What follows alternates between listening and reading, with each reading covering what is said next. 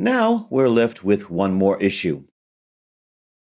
Under the notification, we can attach a certain intent, which will be launched the moment the notification is started. In our case, we'd like to start our application after clicking the notification.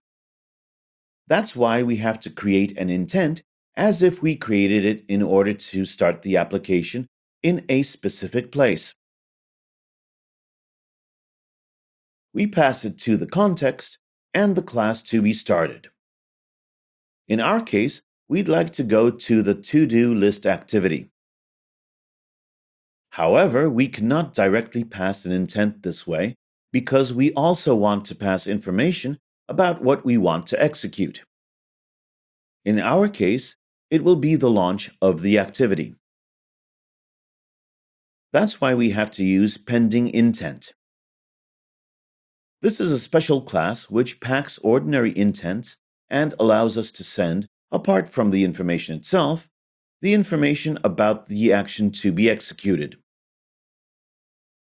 If we called start activity normally and passed an intent to it, we would also have to pass information here that we want to launch a start activity.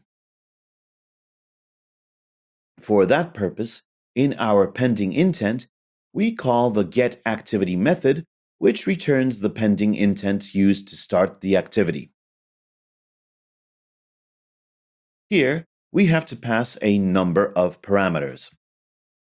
These are, in order, the context, request code, the intent to call, and special flags.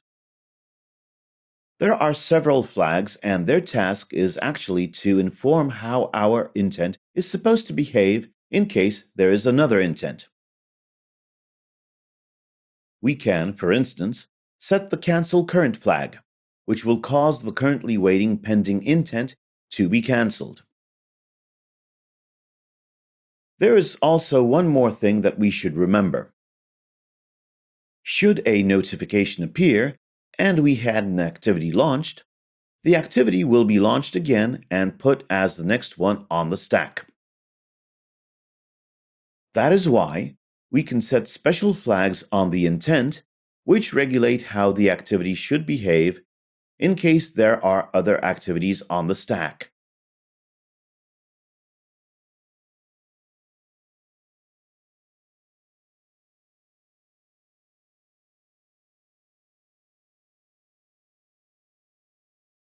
One of such flags is flag activity single top. With this flag, there can be only one activity at the top at any given moment. If there is a specific activity at the top of our stack, we won't be able to start a new one, but move to the existing activity.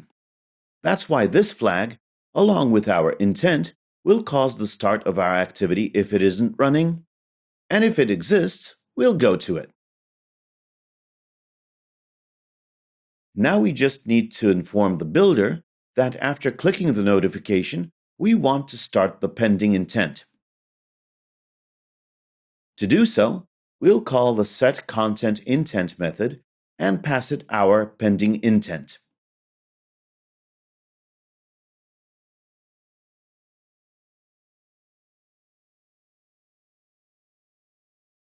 We just need to create a notification using the builder and then display it using the notification manager.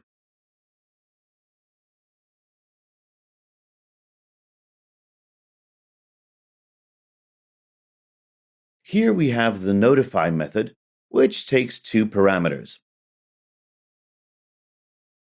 The first one is the notification ID, as well as the notification itself.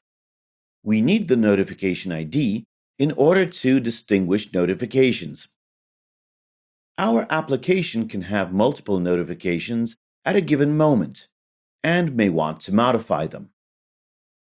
If we know the ID of a given notification, we can easily remove or modify it. For this reason, we have to create a notification ID. As it has to be unique only within our application, we can take 1 as the notification ID. It's good to remember the notification ID as a constant.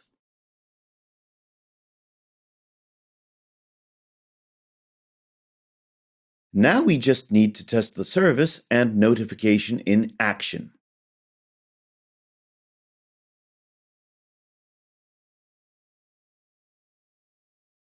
We start our application. Then we go to the web version and enter, for instance, a new task named 12345. We move on to refresh the application on the emulator. After a while, a notification appears. We see that we have one new element. After we click the notification, we return to the activity.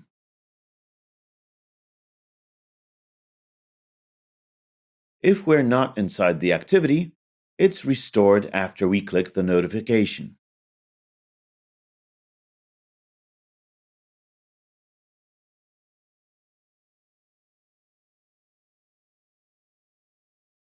Now, we just need to create auto cancel the moment we click the notification.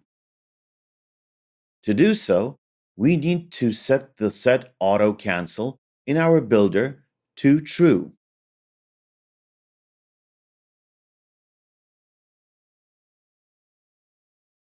Now, after adding a new element and refreshing the application, a new notification appears. After clicking it, the activity starts and simultaneously the existing notification disappears.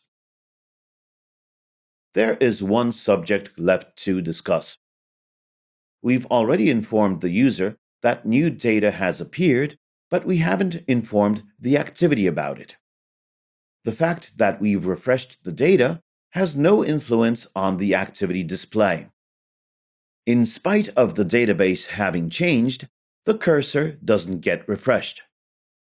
For that purpose, we'll use the broadcast receiver in the next module.